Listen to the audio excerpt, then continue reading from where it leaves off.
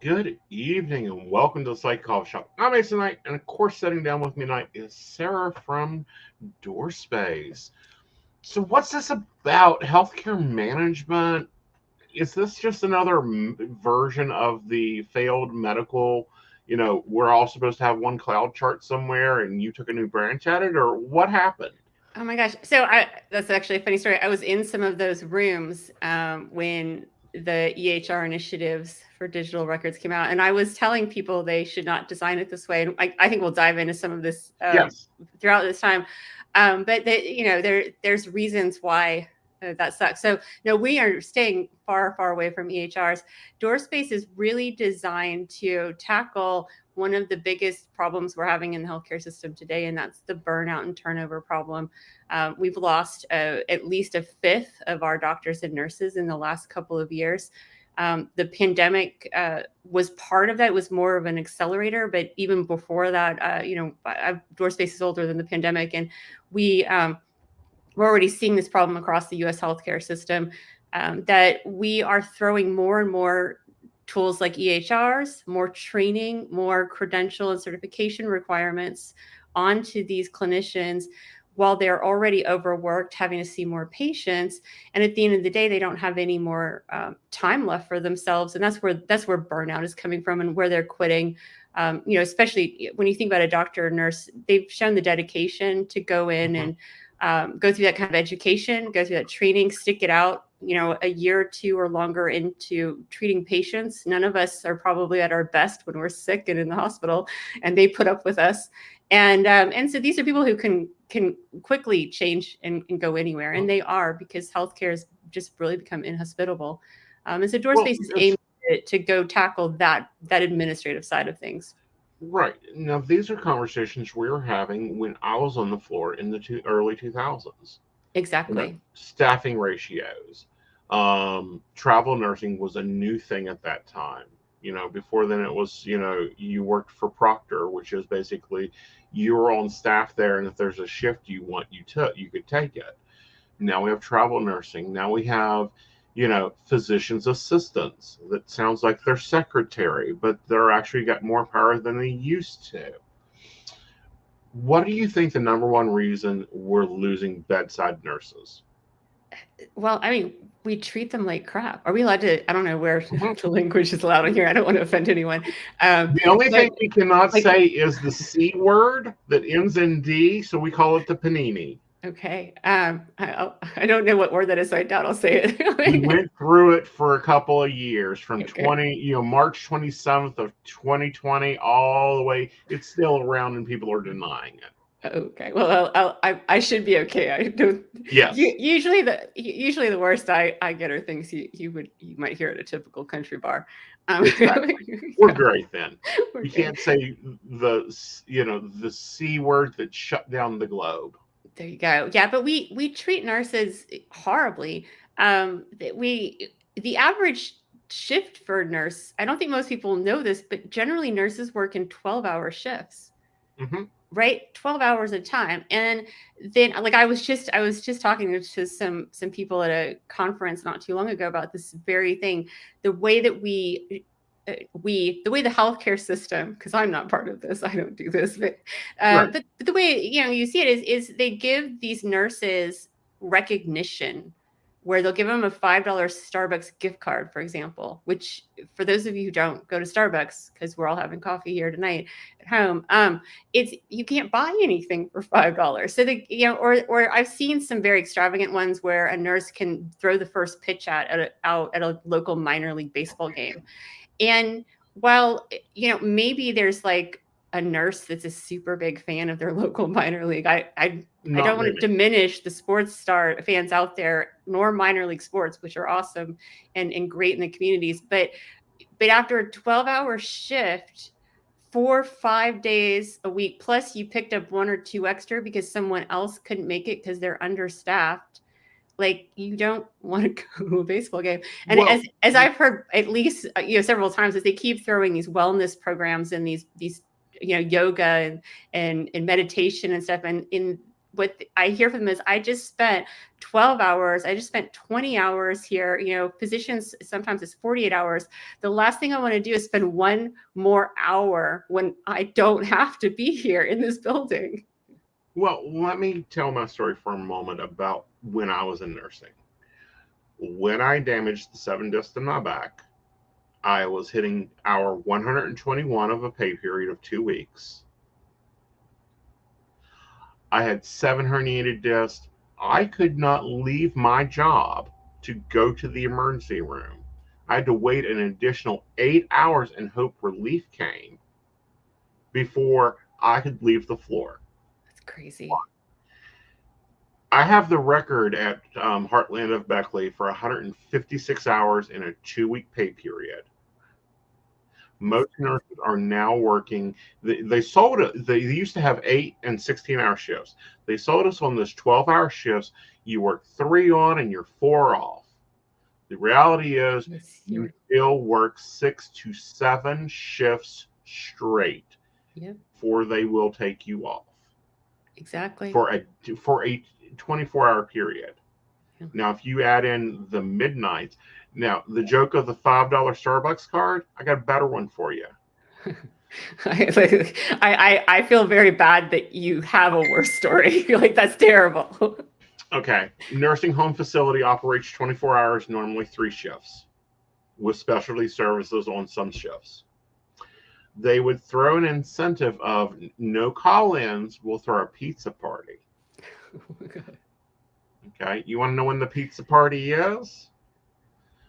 On day shift, so that corporate could be included in it and give the recognition. Yeah.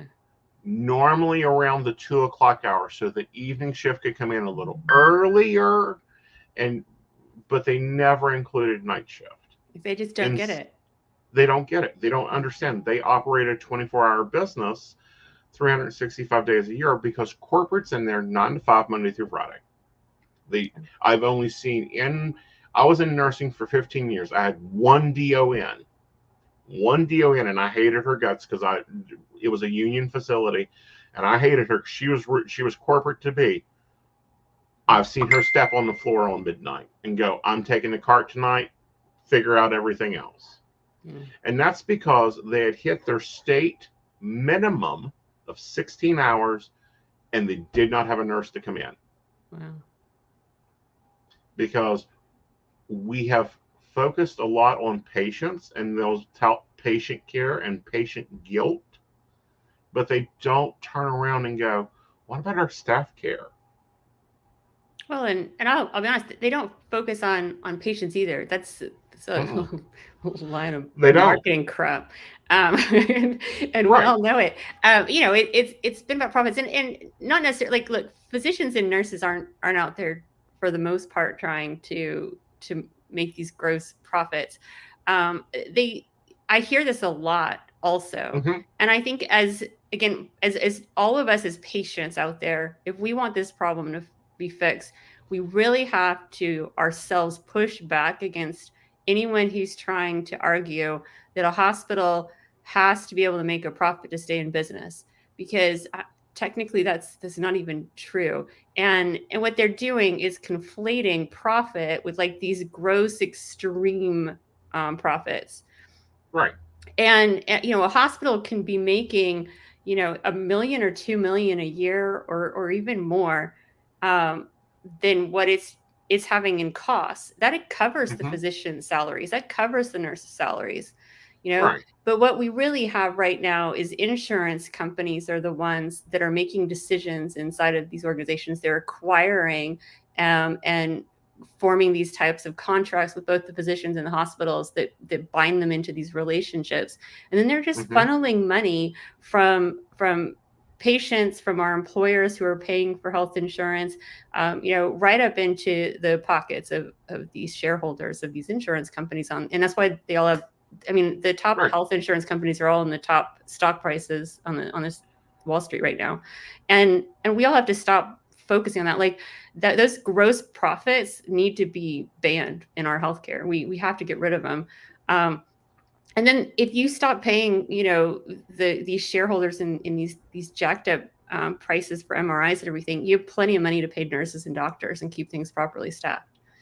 You know, Right. um, And then, also dealing with like some of what they pay out is ridiculous.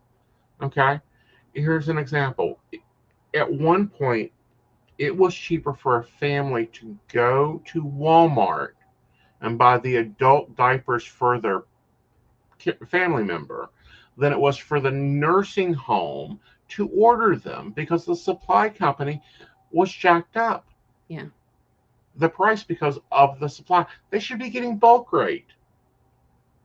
Yeah. And I'm sure it's going with MRIs, it's going with X-rays, I'm sure it's going with everything else. And You know, a lot of people, I hear this argument, a lot of people who haven't studied and looked at this often will comment that, oh well, it's a supply and demand thing, so if there's supply then the price manages it. But these are not shortage problems. Like it's not like no, the PPE gear. And in fact, when that gear went out, they ended up at the government level putting in policies to prevent price gouging. And what we right. need, we all of us as American citizens, if we want a good, healthy country, Hmm. we need our health system and if you, it's just like with other government contracting. There are caps on what, like, you can sell to the government, you can sell toilet paper to them, and you have to sell it. Like they have the GSA, they have all of these policies that happen because they used to Hmm. sell like $1,000 toilets or whatever, and so all of this Right. now caps it and says you can't charge for more. And they're starting to push some of that. We're starting to have those mandates, for example, where hospitals are supposed to post transparent pricing for everything. But Hmm. that's still not really being done. And it's really because patients haven't shown that that's where their will is. And, I don't want to judge or shame any of us, but um, I'm sure there are some other people who can relate, because I sometimes do this too. We get caught up with what's going on with the AI in healthcare, or the new medical devices and the cancer cures and like all of these cool new treatments, right? Right. And new devices, and how, you and I were talking before the show about how all the things we can do in our homes or go to a mall kiosk. That's really fascinating. But as patients of this, as consumers, we need to be more involved and Hmm. more assertive about these kind of more boring issues that impact the quality, because AI is not going to be replacing doctors, and it's definitely not going to replace nurses anytime soon. Show me where we have AI that can change bedpans and gently roll people over so they don't get bed sores and things. Like I mean, those are just some of the basics that I can think of. We have no way to replace with any sort of Well, machine. we can replace we can pay the $22,000 per bed for a Sarah bed, and that will turn them every 2 hours according to the machine if it believes that the proper weight is fed in and all that.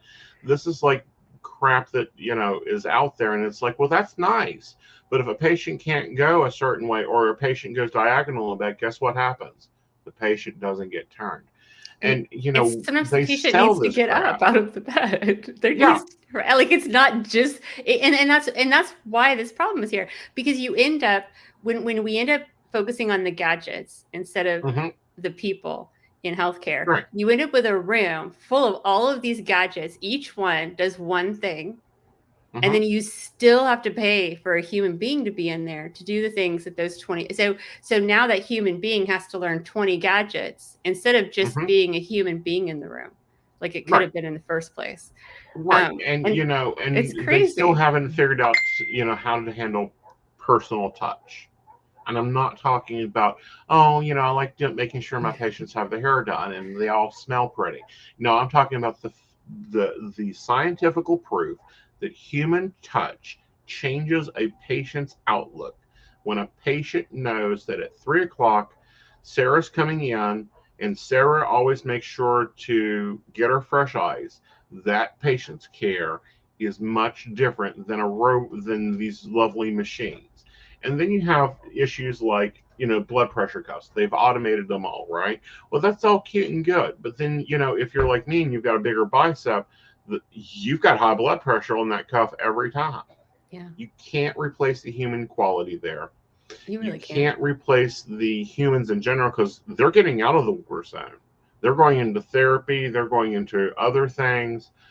The amount of nurses, okay, 20 years you would not think in nursing because, my father was part of the state healthcare system when there was state healthcare and state hospitals. And he put 32 years in and he worked his evening shift and his patients knew him and all that. I don't think that we can go anywhere in the United States and find a nurse that has been in the same facility for 32 years on the same ward taking care of all the patients. I mean, right now, probably not. The ones that were close to retirement, most of them got out during the pandemic. That they were like, I'm leaving in a few years anyway.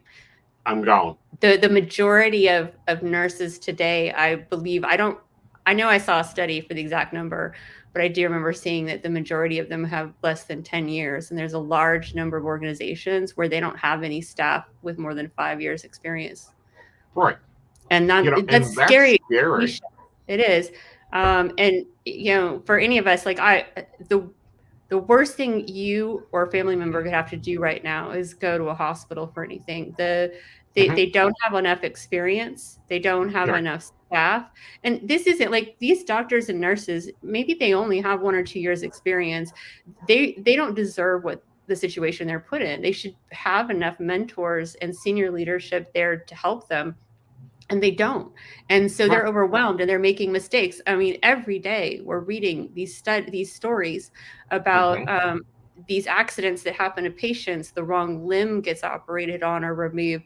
There's a number of anesthesiology problems that have come in because they might have, so a lot of people who don't know, there's most of the time now you don't have a physician as an anesthesiologist. You have a nurse and I can never say this word, anesthetician come in. Thank you. Some of the words in healthcare are just so big. Hopefully other people can relate listening. Oh yeah. And you have laws where you're supposed to have a physician supervising a certain number of nurses, but they've been putting these NPs with too many patients and not enough supervision. And of course, it's led to deaths and comas and brain damage and all the horrible, worst things you can think of. Prescription errors, like it's so ironic, right? These hospitals have been bringing in EHRs and all of these new devices, and all of it's supposed to make healthcare safer and better. Let's talk about the EHR. But made it worse. Well, let's talk about EHR and the nurse, unfortunately, that not only lost her career, went to jail. Yeah. Because of their pharmacy EHR was wrong. Yeah. And she didn't catch it. Because she was overworked and tired. Overworked, tired. The mistakes amp up. The malpractice insurance goes up. The hospital insurance goes up. And now they've been playing roles in our healthcare. Like they make decisions to override our doctors. And what's worse, and I'm not saying that nurse had this problem before or anything like that, but there's a number of studies. There's, I think, a new Netflix documentary about another doctor. All right. When they make mistakes, So I don't think that nurse in particular had a long track record, but it goes back to, even if you have someone who's got 1 or 2 years experience and they make a mistake and nothing happens, the system doesn't Mm-hmm. know until it hurts a patient.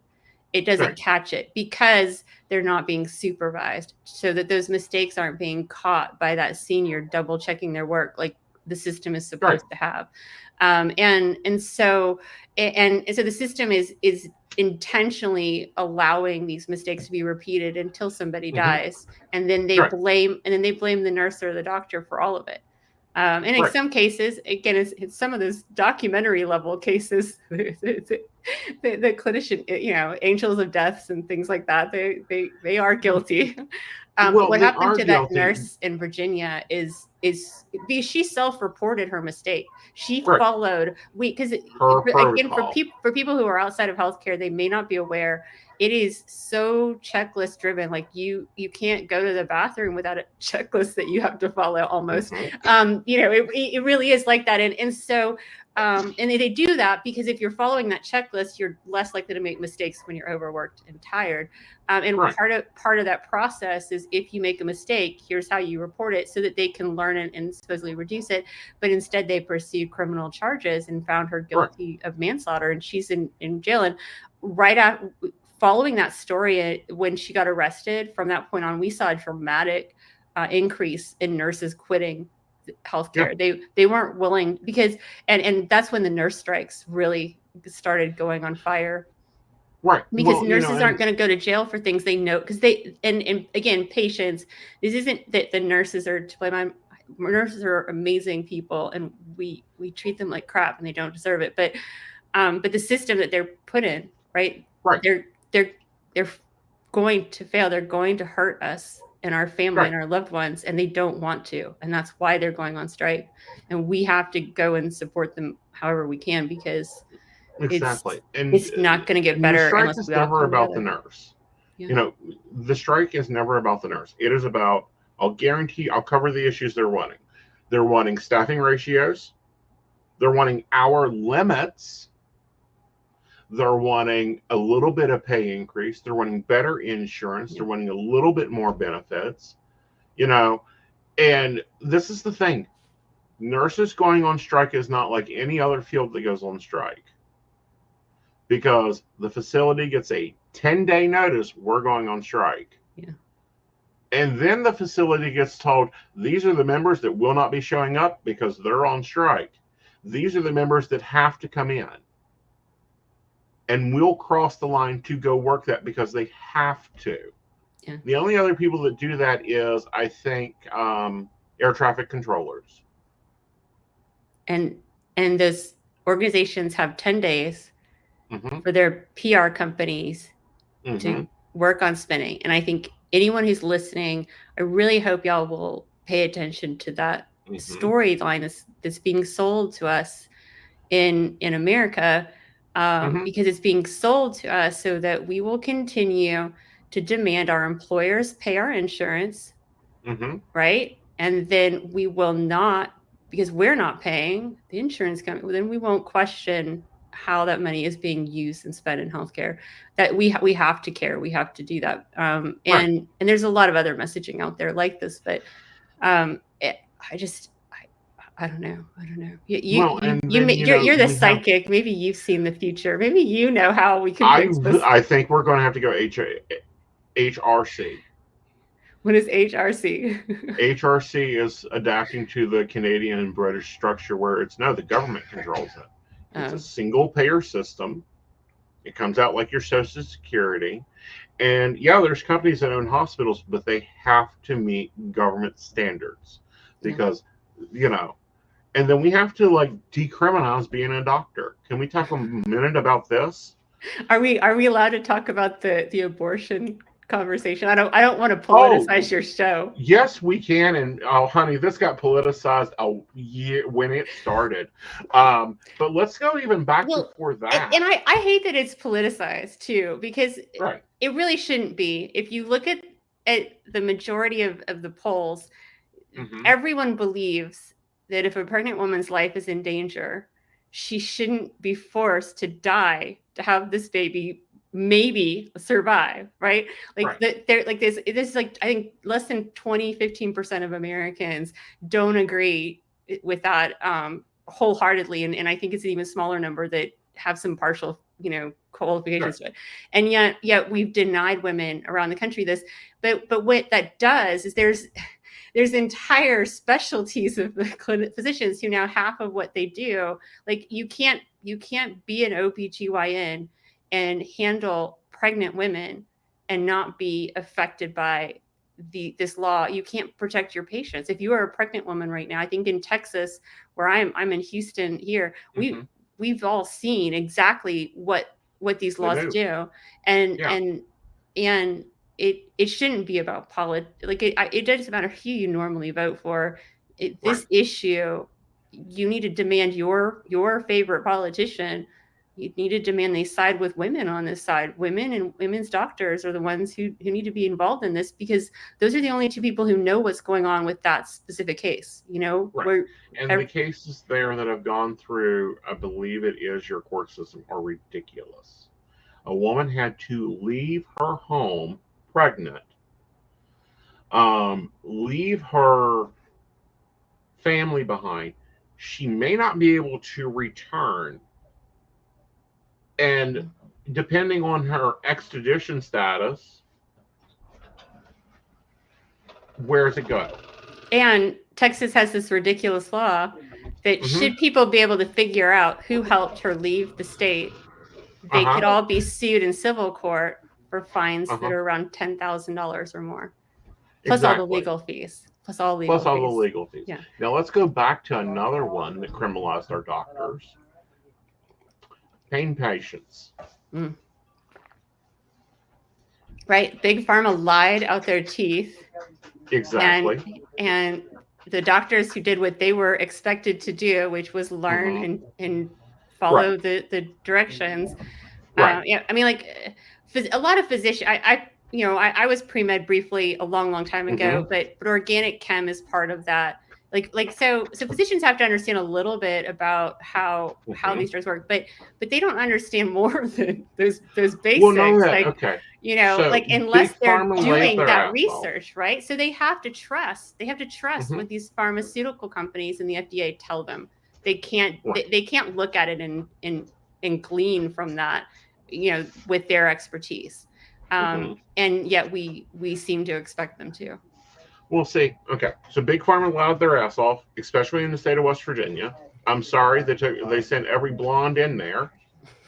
Um, Big boob Technically, blonde is I'm so. I'm a strawberry blonde, so That's fine, honey. You'd have really good sales here in West Virginia on your my pharmaceuticals. my son got called a ginger, so we got we got the red. No, it Even doesn't. I know lots of blonde jokes. I'm sorry, go on. no, I'm honest because I've worked in the doctor's They office. did. I know what they were sending in. We've been watching the documentaries on on the Hmm. internet. Yeah. Okay, so they sent them in. They were using it. Okay, that's interesting. That's cute. Prescribing it all over the place. Oh, it does cause addiction. So this is what you do. Okay. Then the government came in and said, you know what? We're going to start punishing these doctors for writing these prescriptions. Not big pharma. We'll punish the doctors. Well, Okay. and So you have. not just the doctors, but now the patients that Mm-hmm. are even like not on those specific drugs, like ADHD, the ADHD medication shortage, for Mm-hmm. example, that's been going on is directly part of this whole thing with regulation. Exactly. The only reason there is a medicational shortage is not because they don't have the compounds, not because they don't have the materials, not because they can't make them, because the FDA said you will make this amount of pills. Because they're controlling our healthcare Mm-hmm. system, and they're not controlling the side that's out there stealing. Right. The EHRs. You want to talk about that? I mean, this goes right to stealing.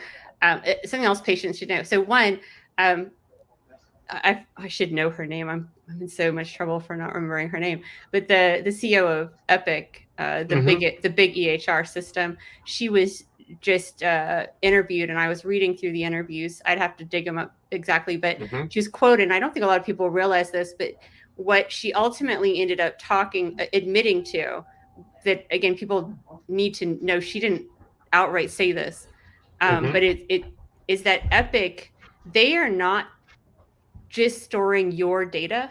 If Uh-huh. you have family members, they Mm-hmm. are connecting your data to your family Mm-hmm. members.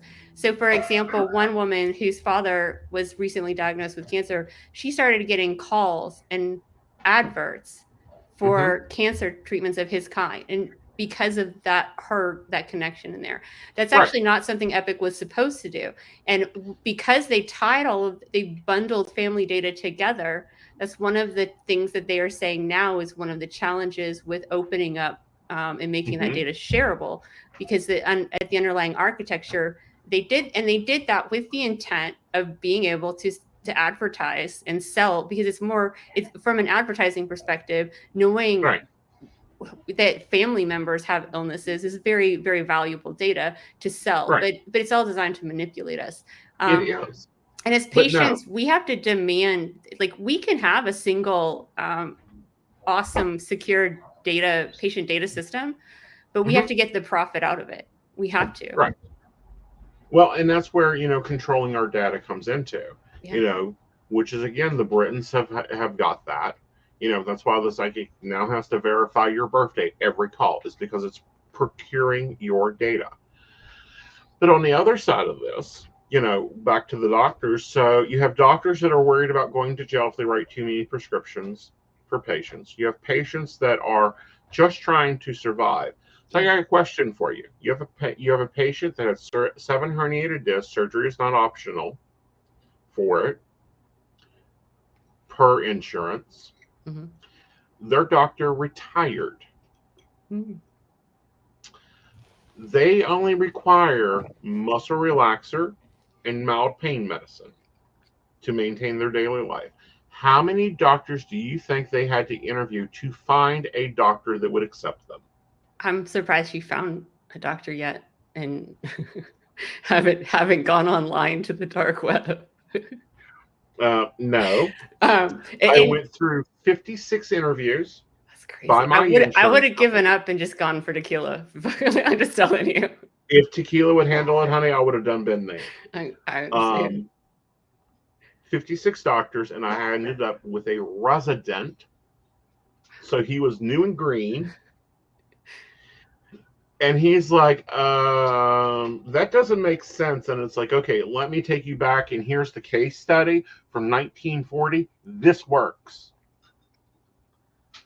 And he's like, oh, okay, fine. I'll keep you on that. But I don't know. 56 doctors, the patient is now traveling 5 hours Yeah. for a cold. It's crazy. Not even pain management, for a cold. They have to travel 5 hours. That's I mean, our healthcare system is a third world country right now. Our healthcare system, I wouldn't even go third. I'd go fourth. It's not It's even developed. it's terrible, and it's been completely drained. Like, and we Yeah. have to stop. Again, as people who and there's probably doctors and nurses who listen in on this Right. too. So join a union and go on strike and run for political office. That's my advice for you guys. And Well, I and tell really would like patients, to tell see, people the stories about what you go through. People yeah, don't know. I'd really like to see a national law that unless you have an MD with a PhD behind it, you can't make medical law. I mean, something has to go in there that Yeah. it can't I have a friend who's an attorney. She says it's so funny. At my 20-year reunion, all of the attorneys that were at the lowest of their class had all become politicians. Exactly. I'm sorry to say that shit for people who, And that gets you a political office. I mean, right. And so, like, there's nothing qualified in that to practice medicine. And you're absolutely right. Like, insurance companies are practicing medicine, and right now AI is attempting to practice medicine. And while there are voices, somebody thought I was against AI because I'm one of the few people who is very much against a lot of these use cases for AI being just put into place.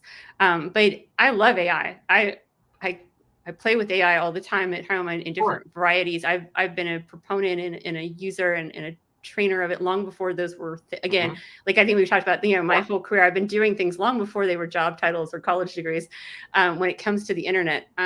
And but these are patients' lives. These aren't video games. These aren't Right. advertisements. Okay, most of the internet is driven to run ads and host content, videos, and entertainment. And Mhm. if those things go awry, it's usually fine. Mhm. It annoys us, I but it's think AI has its place. I think AI would look lovely as notation. Can we take the chart, like, have AI trained to where if I hit DFCK, BID, 2Q, it spits out the prescription into the record? I mean, like we're getting to the part with AI where, and I think it's a great use case for it, where the doctor is seeing the patient and can just Hmm. talk out loud, and Hmm. the AI is capturing that transcript and then Right. presenting it to the physician, flagging anything that it thinks it didn't understand or anything that's like a dosage that needs to be double checked. But that allows the physician to interact with the patient, and it's picking it, and like let me clarify, it's not like when we talk to our Amazon Alexa devices and we have to command it.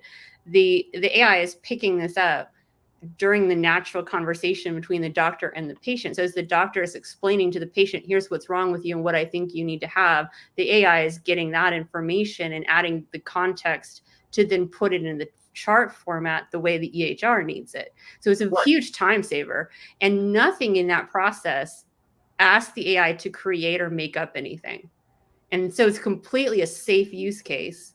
Right. As long as the doctor's right, then it'll be fine, because the AI is not Well, making and the I could even diagnosis. see it picking up on things that the doctor may not catch, Mm-hmm. especially with patients who, are, what's your pain level? Well, on my scale, it's a 10, but for your scale, that's only a 5. Yeah. Or allergies. Okay. Like Yeah. they have allergies or medication conflicts. Absolutely. The Hmm. AI can flag those because they'll have access to the entire patient record. Right. But when a patient says that to a doctor multiple times, okay, the AI could alert, maybe we need to look at real pain management. What other services can we provide this patient? What Because the AI is getting the conversation. Yeah. The doctor is trying to think of solutions. They're problem Exactly. solvers. That's what we train them to be. At this point, they're just robot problem solvers. I think of them as kind of augmentations to our like, and Hmm. like we had the external hard drive, and now we have an Hmm. external CPU as well that Right, goes a lot faster than our own right, internal thinking. right. Um, But what I'm saying is that I could see that. Like yeah, looking at the old, when I was in clinical, it would be a lot easier for them to catch subtle conversational pieces that the doctor isn't. The doctor's going, your blood pressure is 170 over 80. You're pre-stroke. I need an EKG. I need to get this, and this. They're not missing that they just, drunk a Red Bull because they've been up 16 hours on the floor. yeah, or they're a Wall Street stock market trader, and Exactly. that's Live just on their normal coked up adrenaline. day. And I think that we need to repaint the pictures. I really do. I hate the pictures that we have of nurses that are running around in white caps and everything's just perfect and fine. Yeah. Doctors skiing, golfing on Tuesday, and all that. That's not their life right now. Their life right now is I've got 200 patients. How do I deal with them? Unless you're a plastic surgeon, they're okay. You the plastic surgery is a whole different ballgame that I It don't is. even think we've got to. It really is. But Right. I'm just saying, but that's just because uh, we are running out of primary care and ER doctors and Yeah. nurses, because And then we're overloading them. we've decided as a society that for some reason taking care of us and preventing us from getting sick is Hmm. less valuable than getting sick and fixing it if possible. Right. or Well, and or then or not we have fixing it, doctors just dying overloading. slower. And then we have doctors overloading. And Yeah. I do mean overloading by, um, Or from an oh, just go energy to the, perspective. well, not only that, but we have doctors at the doctor office that literally say, I can't get you in for 2 weeks. You have a cold, go to the ER. instead of going, I can't get you There's into a no one at the physical ER to see appointment, them. Zoom us in. What's your temperature? We've regulated them to, because 30 years ago, as long as you weren't a state employee, you can call your doctor up going, I've got a cold at a temperature of 102. Okay, I'll call you in some antibiotics. Go pick them up. Yeah, and then they bill you for what, $50, $25, something like that. I mean, it was a long time ago, but I mean, No, today, normally. like I pay cash for my primary care visits because I know Mhm, these things, and I just negotiate, and it's cheaper for the doctor, and it's mhm, cheaper for me. right. And so I usually pay, 75, $100 if I'm doing blood work Mhm, for my annuals. It's usually a mhm, total $200 for the lab fees for everything. That's it. Like, right. and that's instead of thousands of dollars a month in private insurance for some of these situations. Now, like, I'm obviously younger and healthier, so Right. heaven forbid when people have these severe ailments. But a lot of the reason, like diabetes type 1 right now in America, if you're not Mhm, wealthy enough or don't have really good insurance, it's become a life-threatening crisis, something that right. we've had a very successful treatment for, I don't know, 200 years. a lot. I was not alive when insulin was discovered. It was a long time ago, and yet Yeah, Americans are dying of this today, middle right. class Americans, because we're allowing this profiteering.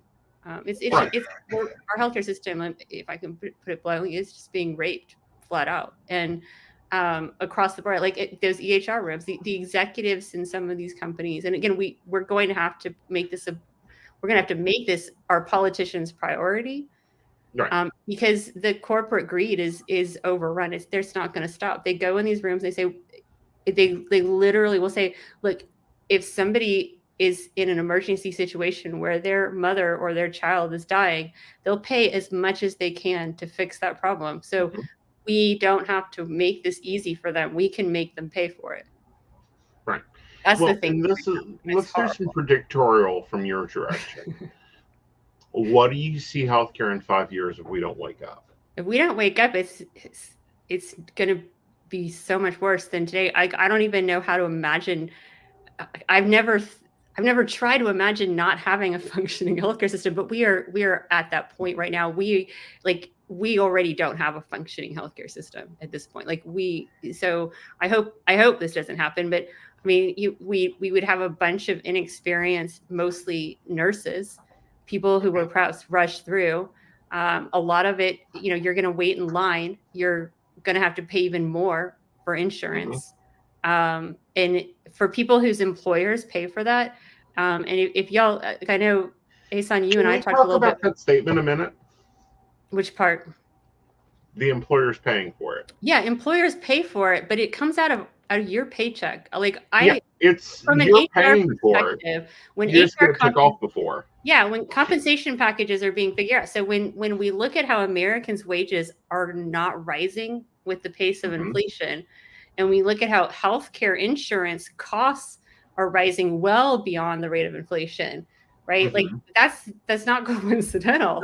Right. Because from when you're in the HR role, and you're talking about these numbers for, Hmm. they're looking at the total value that that person is worth. And if that company has to pay 20,000, if you're worth 80,000, that company, they have to pay 20,000 to give you health insurance benefits because you, as an employee, it's a benefit expected, right? Then now they only have 60,000 left to pay you. Hmm. And that 20,000 going to insurance that year, again, if you're young and healthy, you may have only needed 500, Right. $1,000 of that. So that's $19,000 that could be in your pocket, but Hmm. instead is in private, or they're C corps, so they're technically public corporations, but Right. insurance companies. Right. And we have to really, again, like, that kind of thing. It seems so obvious when Mhm. you realize it, but I didn't realize it until I got into a leadership position where I was looking at payroll, and having to make these kinds of decisions. Hmm. How many more years until I can just walk into any doctor's office, put my thumbprint down, and they can instantly see my MRI from 6 months ago? Um, I would hope never, because that makes it way too easy for hackers to get your data. Well, that's So ransomware, and that's a they just, whole different ballgame going on. I mean, I don't know how accurate the spy movies are, but it seems like they could just grab your coffee cup and some scotch tape and grab your thumbprint, and now they have everything. I don't know. Right. Again, that's the movies. I could be completely Right. wrong, and it doesn't work But that way. how do we design that system to where, if I go into an ER, they don't shoot me a medication like Etherdril that is made from a byproduct of barley that then puts me into an allergic reaction? So unfortunately, the nature of EHR today Mm-hmm. and the way AI needs to be able to access a lot of data in real time. Right. And EHRs were designed to not share data in real time. They were designed to make you pay a fee and get that delivered over to you in a couple of days or printed out onto lots of paper. And they're trying to figure this out. But from a technology perspective and an underlying architecture, if you have a piece of software like these EHRs, roughly 20 years. 20 years is a long time. People think about how many iPhones you've had in 20 years. The iPhone wasn't around that long. And so APIs and the other tools that allow this data to be accessible, they're really, those foundational connecting points weren't built. So it's like with any other construction in a physical world. If you have a house and you lay the cement down without any plumbing connections to the sewer, you have to go in and bust up the concrete in order to put those in, and it's a mess, and you don't want to do it that way. And so that's a big challenge that they're having. And what's going to end up happening is it makes our data less and less secure. Another thing patients don't understand right now in this sector, because I don't like who pays attention except really weird nerds like me in health, cyber, IT. But the healthcare industry in the US is the most hacked industry. Like it has 2 or 3 times as many hacks every day as our financial sector banks, right? So people are hacking for your health data more than they're hacking for actual money. That's how valuable this is. And they're winning this. And they ransomware. Entire hospital systems have been shut down for days because of ransomware systems that have locked everything down.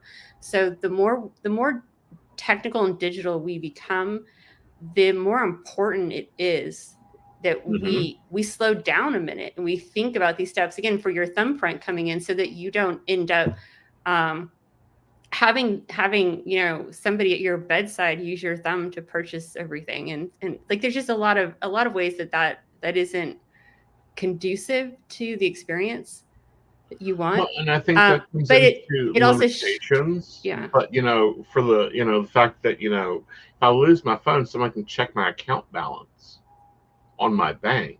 Yeah. But if I'm in a they car can sell all their they money. can't even tell you what I need. Right. That's scary. That's gonna so there's that's not a fast fix in America, because of the fact that we have both the state by state requirements. So each state generally has to pass and mandate these things, and that can take a decade or longer because of legislative schedules and agendas, which is such a nightmare, trying right? to figure out which bathroom someone should use. Because this is West Virginia. We spent 3 years. I'm in Texas. I know what you mean. 3 years trying to figure out which bathroom somebody should use. When there was a bill here that, because our state senator's daughter was the CEO of the company, would not change the billing for Medicare on their preferred product. Yeah, they won't accept a lot of federal funds so that children can have health insurance in Texas for some pretty wonky reasons as well. Again, it has to be separate from politics. All of us, we have to demand, as Americans, we should be able to demand these things. We are the wealthiest country out there, in not just in terms of resources, because all the oil isn't here, it's overseas, or we wouldn't have those wars. But we're wealthy because of all of our intellectual capital, and that that word is a fancy word that they use in business classes to mean human beings. Which we lost Right? a lot of because of our poor management of our healthcare system. Yeah, and yeah, exactly. Like our bodies, our brains, they have to be healthy for us to be able to do that. And Right. so, as a society, all of us have to really think about how we want this to work. Do we want to continue down this industrial era machine line thinking for the workplace where it's about productivity, making as many widgets for as little money as possible? Or do we want work to be an integral part of our life that helps all Mm-hmm. of us find meaning in this world? Well, We're and I here think for such a it's short time, and a sad lot of that, people can find meaning from work instead of survival. right. And what I think is sad is, where a lot of American nurses are going to? Nursing homes, retirement. No. Or you mean when they just quit? They're going into Yeah. pharma sales. Like If they want to continue in nursing, you know where they're going to? other countries, Yeah, like Mexico. travel nursing. Travel nursing, international nursing. I've got a friend that's a nurse, and she worked for 20 years at the top hospital in the state. You know where I sent her Christmas card to? Where? Mexico City. You know why? She works 4 days a week, 8-hour shift, and she makes 3 times the amount of money she would make here in the United States. And she has no overtime. Yeah. And the cost of living, you can't beat it. Is nothing. And the food is amazing. And the weather is amazing. She doesn't have to have a 4-wheel drive vehicle to drive to work because she has to be there no matter what. Wow. Yeah. And if she doesn't come in, then they send the police to pick her up. Wow. That's crazy. To take her to work. That's how important she is. She gets a police escort. Yeah. So, the, that's crazy. Yeah. So nurses here are all looking up how to go and work in Mexico. Oh, they already know how to work. They already I mean, how to go to work in Mexico and leave here. Yeah. We have a question for you from my co-host. Oh, okay. How do we move the needle closer to our healthcare data working for us than the insurance profits? So I'm so glad you asked that question. I am a huge advocate for consumer data. We have at the federal level, and we have across many states. Some of them have been passed. Some of them are just kind of hanging out in legislative agendas. But different consumer data privacy protection type laws get involved. Like, I know that it's very technical to think about how AI works. There's a lot of math there that I definitely do not know. But consumer data is not technical and it's not hard. It is kind of policy and boring, but we have to demand ownership. It has to be our right to own our health data, to control it. And these organizations can't be allowed to charge for it. A lot like, so one of the things that really surprised me, I started working with some people in the Philippines a few years back. And in the Philippines, if you the banks there will give you a debit card. So it's like a card, but it charges a fee if you go to the bank and withdraw from their ATM. We don't have those fees from our own bank. Like, if I go to my bank to the ATM to get my money, the bank is not allowed to charge me a fee for that now. Those are laws that were made so that we wouldn't, so our banks wouldn't rip us off and charge us every time we wanted to use our own money.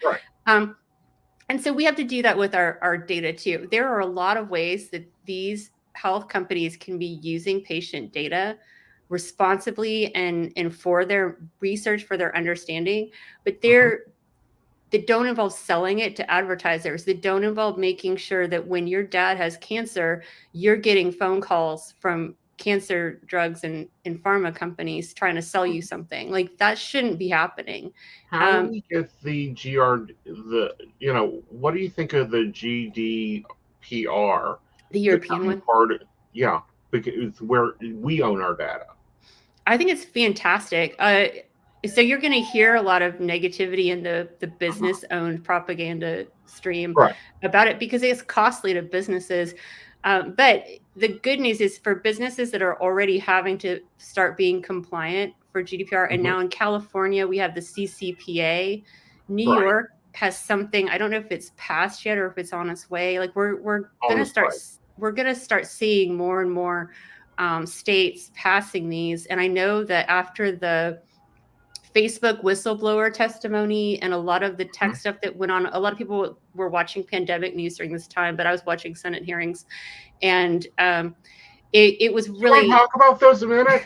which ones?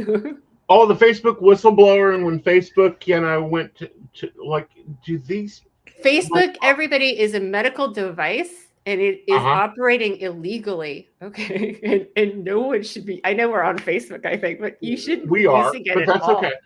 But here's the thing for this. This is what got me, and we had senators that did not understand what a status update was. Oh my They God, did they were not so dumb. understand what a friend was. And I am like, how are you my senator? You're supposed to be my representative, and my mother knows this better than you do. Thank you. Yes, I think a lot of us in the tech world, we were privately being much meaner Yes. because there were Well, like there was that one where the senator was holding up an iPhone and asking the Google guy about why he wasn't controlling stuff on the iPhone. It's like, well, because I don't make iPhones. exactly. Exactly. um, yeah, so I don't know who understands this. I've worked with some politicians in the back Mhm. end with their own digital components to their campaigns. So I understand a Mhm. lot about the online side of uh, campaigning and politics and fundraising. And a lot of these senators, they have aides and lobbyists, and everything Mhm. is kind of fed to them. And so they really don't have deep knowledge on a lot of things. Right. And that's why it's so important we have enough to know who to vote for. I don't think we should ignore the fact that in some of these other nations like India and China that are outpacing us in a lot of areas of innovation, their leadership at the nation level are scientists and doctors. You know, German, their counselor was a big famous notoriety chemist, I believe. Um, Right. so But also, we they have to are in the stop. real world. Like I mean I hate to sorry all of my lawyer friends because I y'all are not in this class. I have lawyers who got good grades, but we got to stop voting for lawyers who got C's and barely passed the bar or less as politicians. We can't have people in charge that we want to have a beer with, because if there's someone we Right. want to have a beer with, they are not running our country. They are at the tavern with their beer, right? And look at our Exactly. politicians right now. How many times has the government almost shut down now in like the last 2 years? Like Exactly. it's crazy. What are they It's doing? insane. Why do they have great health insurance?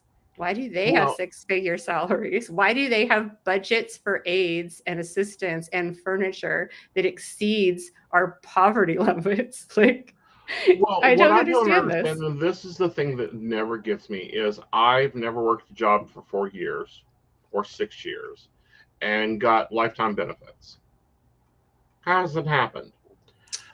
Why are we not in the streets, all of us rioting until they fix this? They term limits. They need term limits All of them do. If it, because and they should voted it not be coming out of their career wealthier than they went in. exactly. All right, darling. Well, how can people get involved, learn more about you, learn more about Door Space?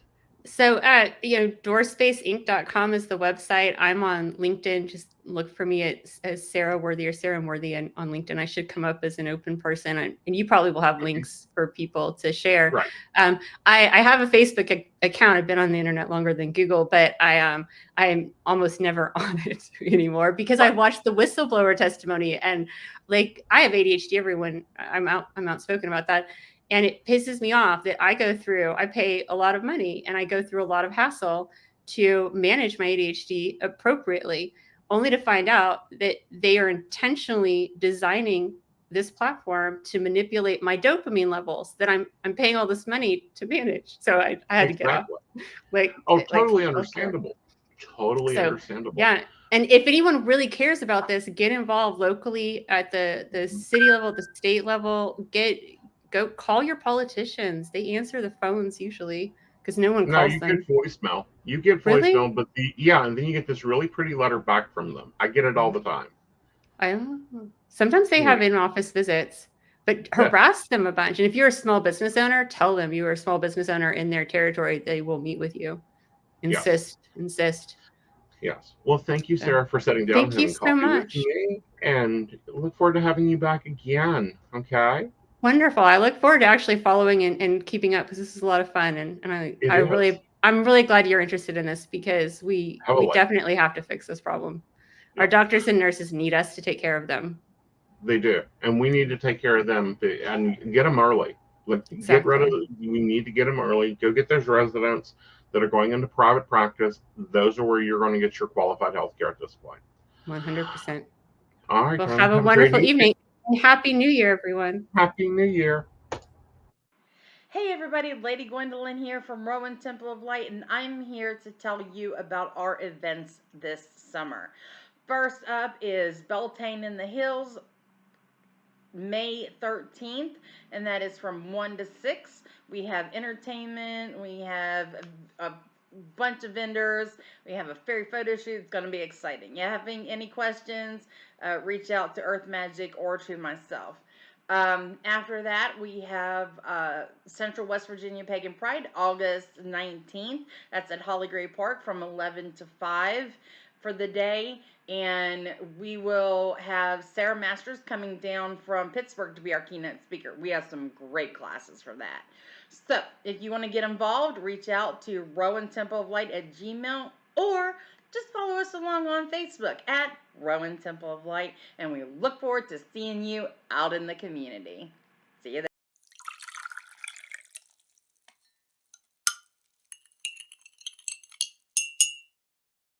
Hello, darling. Hello. Oh, that was a good interview. Yes, it was. It was that. Yes. Yes, please. Yeah. I was there for that one. I'm totally there for that one. Oh, yeah. And this is a really interesting company and what they're doing about bringing your personal data into one robust online platform to improve the talent retention of companies, especially doctors and nurses. This is a good thing.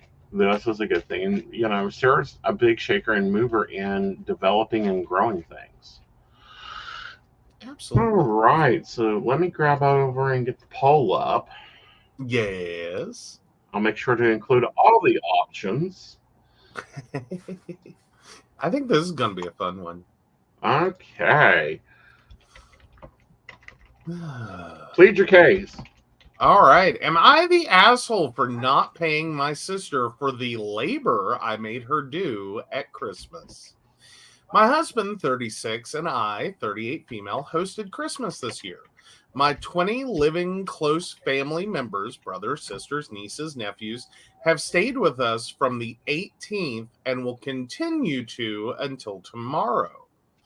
A further 8 people joined us yesterday for Christmas dinner and a Christmas party. So we're up to 28 guests plus themselves. Okay. My older brother, 40 male, and his husband, 53 male, usually help me with the Christmas dinner, and they did this year as well, but there were a few more guests than usual, and we needed more hands on deck, so I asked my younger sister, 30 female, to help. She agreed, if reluctantly, once she saw how much needed to be done and got to work. She muttered when she started that I'd better pay her back for this, to which I laughed because I thought it was a joke. There is a very high chance that I misinterpreted this because I do have autism and recognizing sarcasm is not one of my strong points. She didn't object, so I took my interpretation as the correct one. I was and am incredibly grateful for her help and thanked her for it many times. Once the cooking was done and the food was served in our dining room, I made sure to mention the contribution that everyone had put into the meal by name, as I do every year. My sister then, this morning, just before she was about to leave, everything packed up in her car, saying goodbyes to everyone, asked me how much I was going to pay her. I asked her what she meant, and she said that she had agreed to do it with the idea that she would be paid for it, and she wasn't my slave. I said I wasn't going to pay her because it was a favor. Also, I've done a lot for her during her time here, so if anything, it was her paying me back. She just glared at me and asked again for her money, and I said I don't have anything for her. She didn't ask again and left after telling me I was being pissy with her for no reason. We're normally on very good terms, so this was surprising. I don't remember us ever arguing before now, so I think I either did something very wrong or she was in a bad mood because she was hungover and I only did something slightly wrong. So Reddit, am I the asshole? Edit. People do help out in other ways, which is why I went to my sister because she was the only one who wasn't busy.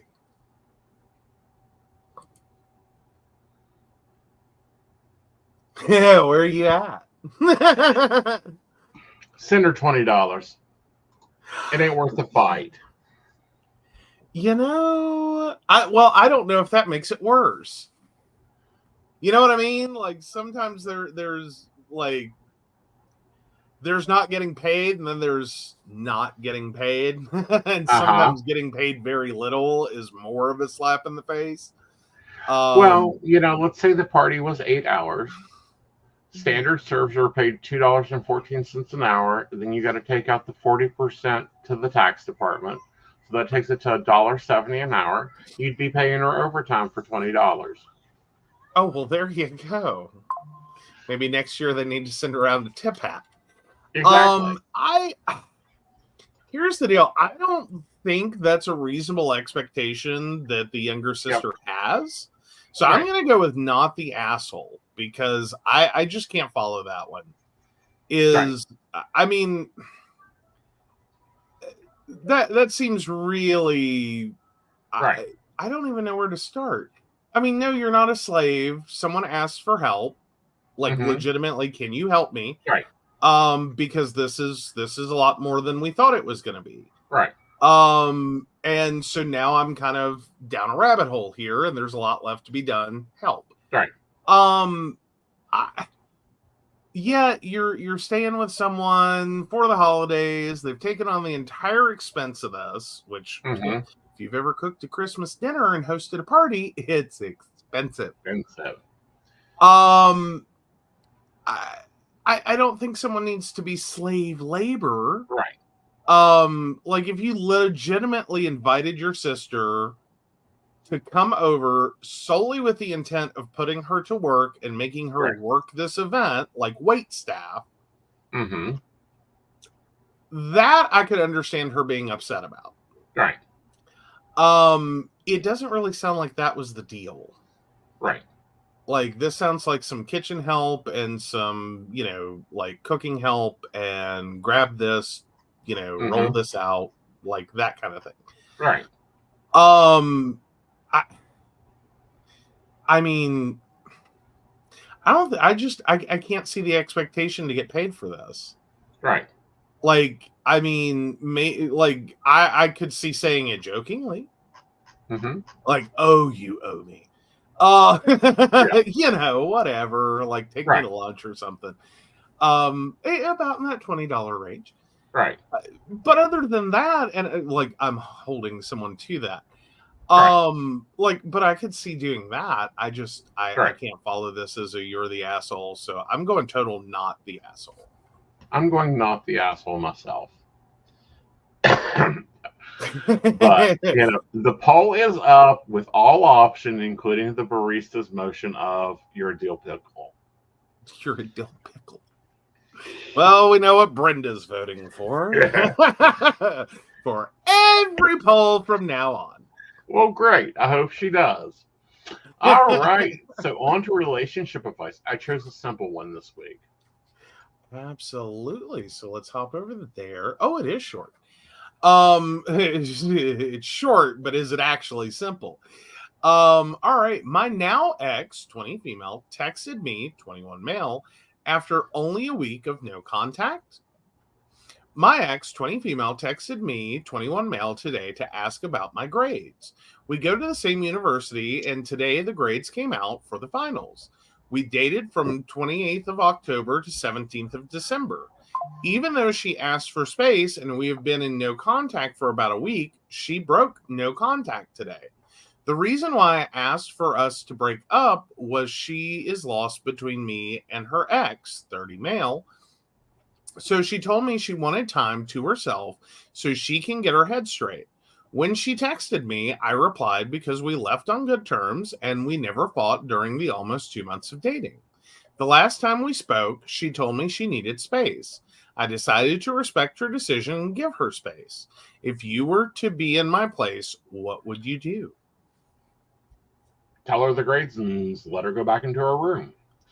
When people ask for space, you have to understand that sometimes that space is for them to go back. Sometimes that's for them to go into their room, into their life, into their focus. So I would not be messaging, like I wouldn't be tomorrow, good morning, beautiful. No, she asked you your grades as if she were passing you on the street. You don't text her again until she texts.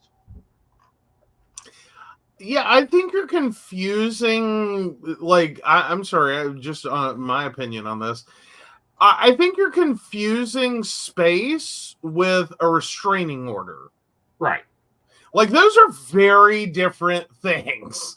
Like, when someone asks for space, they, to a degree, are asking for low contact.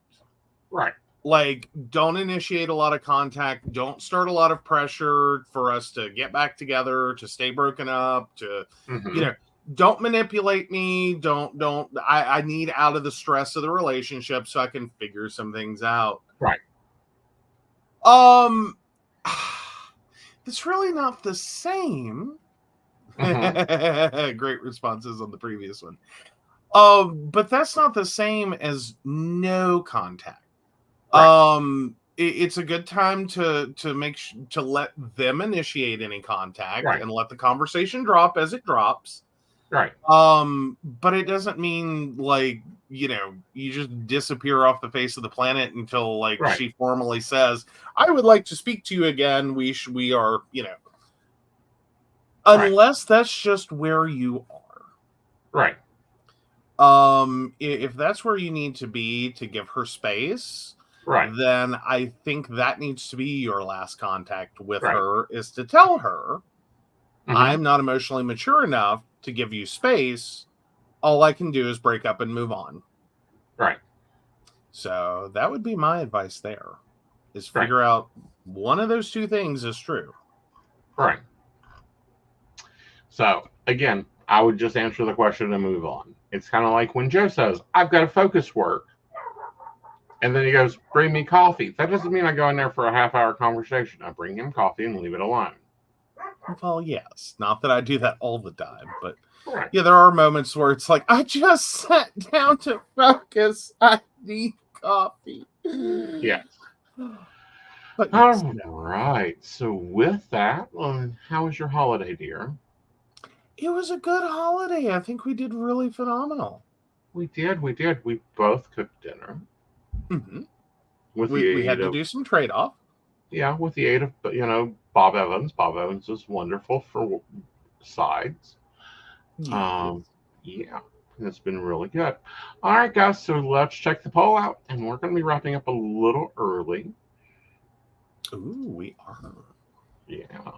All right, so the verdict is in, and the verdict is, no, you are not the asshole for volunteering your sister to help with your 28-day party.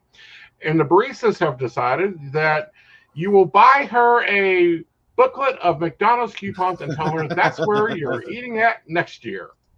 Yes. Enjoy your McDonald's. Enjoy your McDonald's. All right. So with that, guys, you know, this Saturday is Psychic Saturday. Remember, I am on discount. Even more importantly, at 6 p.m. is the New Year's Gallery readings. We're going to be holding these once a quarter coming up. And with New Year's Gallery reading, if you're a barista or an Inner Circle member, you automatically get a free ticket. But if you're not that and you haven't joined, you can always just buy your ticket to do the event at aesonknight.com. And of course, we will have energy overviews at 8 p.m. Here on, the networks. So with that, Joe, why don't you take it away?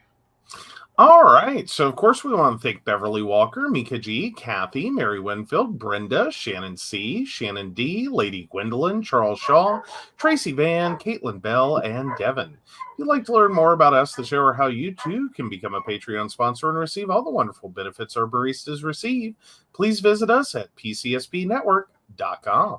Yes. All right, guys. I will see you Thursday night. Have a great evening. Good night, y'all. Bye.